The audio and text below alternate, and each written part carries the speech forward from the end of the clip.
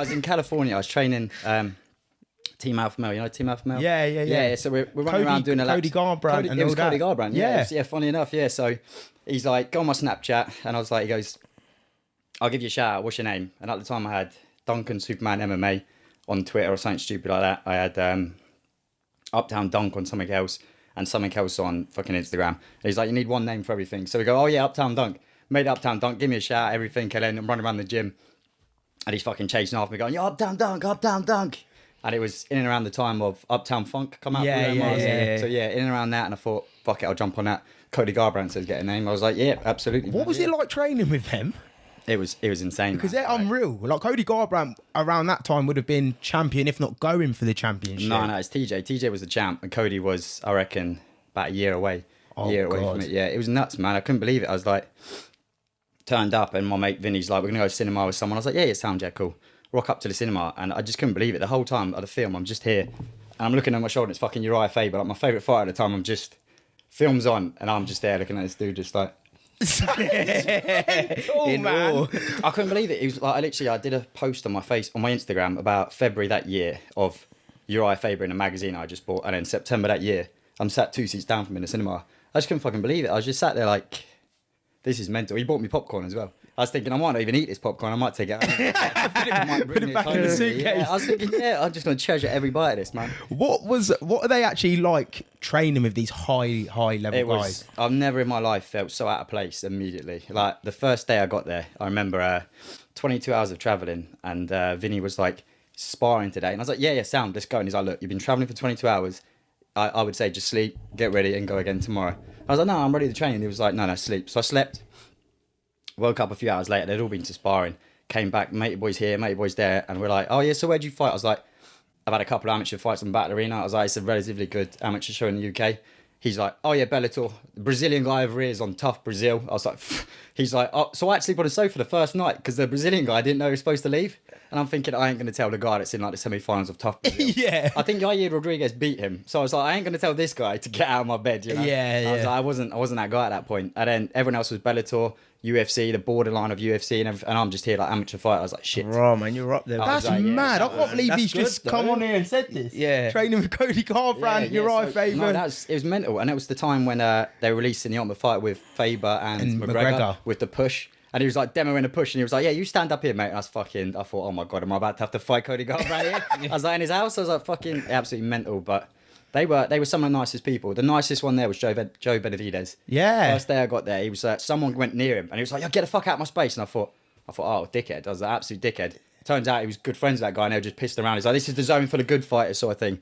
And I thought, I don't belong here, man. I'm gonna step on someone's toes, you know, and get battered by one of them. But that's what you got to do, man. You got to go into the fire. You're gonna. Yeah. It's no good training with people that you're gonna be the king of your own gym. You got to go in the deep end, man. Yeah. Just Dillashaw. Yeah. How good is he? Like, because apparently he trains like he fights. I couldn't stop watching the guy. I remember coming back and feeling like I was like a lanky bantamweight trying to move around. I based a lot of my game trying to move around like him. All I would do is I would just halfway through like drilling or sparring, I'd just be staring at this dude because I'm like, and he was, as much as everyone said he was a piece of shit, this, that, and the other, like I couldn't help myself. I was like, can I get a photo, please, mate? I couldn't help myself. I had to get a photo. Like I might never meet this guy again. So and he was like, yeah, of course, man. He was signing loads. He was always busy signing stuff. But when he sparred with my friend Eli at the time, I remember looking at Eli. We had just done some rounds and he was fine. Turned around again. He's padding himself up. He's put his headgear on, and I thought, oh, who are you sparring? And he's like, oh, TJ. I thought, I have to watch this.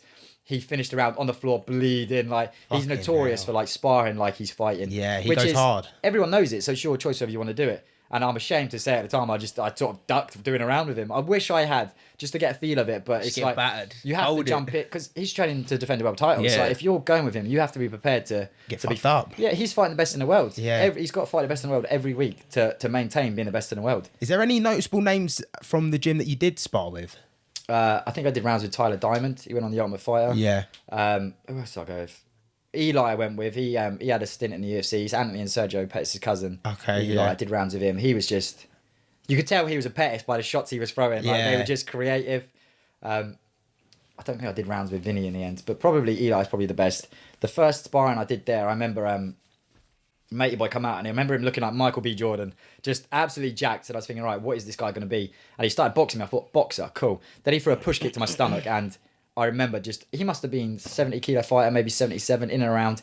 And I ran straight to the toilet, and I was hunched over the toilet, like gagging, about to vomit. I thought, I don't fucking belong here, man.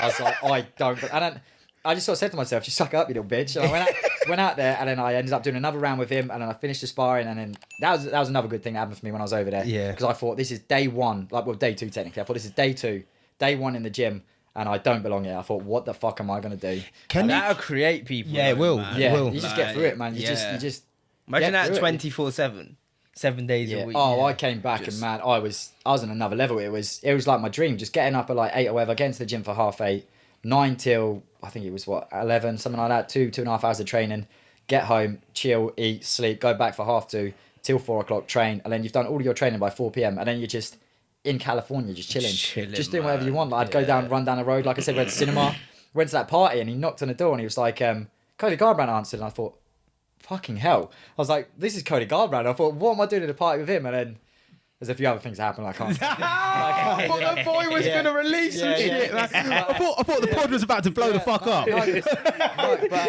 Story time, boy. Yeah, it was cool, man. It's just, I couldn't believe it, being like just chilling there. And then, yeah, we went to a club, and I remember there was like Danny Castillo was there, Andre Fili, all of these UFC boys. Fucking hell, man. And then I went to the bar, and as soon as I started speaking, all the American birds come around. You can say, "Here, you're English," and then all the UFC guys come around, thinking, "I did not think this was my way in with the UFC guys, just being English." But it was.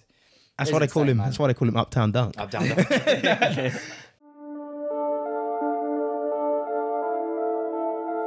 Aye, so indie. Aye, so heard you. Don't say nothing when I hit a curve. You sip my tea like it's herbal. Watch it come back full circle. Knew this life was eternal when I hopped over hurdles.